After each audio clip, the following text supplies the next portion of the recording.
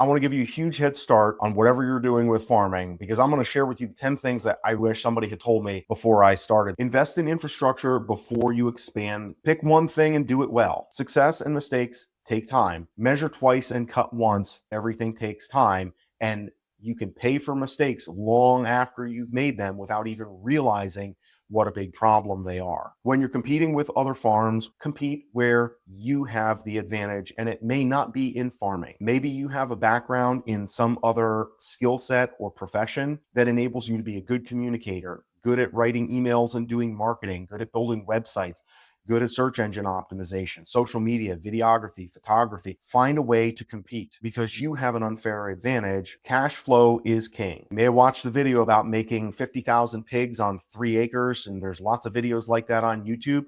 Newsflash. You got to feed all those pigs until they get big enough to send to market, and that takes a whole lot of money, and you're not going to get that $50,000 up front on speculation so that you can raise those animals. Don't be afraid to outsource some of the tasks and spend a little bit of money. You got to value your time, and if you don't, nobody else will. Time is the one thing that you can't get back, and you can't increase the price of bacon and pork chops beyond a little bit, maybe each season. But what you can do is you can get those pork chops and that bacon to people in a shorter period of time. You now have more time to work with, and that's where you make your money if you are valuing your time properly. Protect your family and everything that you're doing with the farming. It's very easy to get lost in the ups, the downs, the wins, and the losses. Animals are sick, having babies.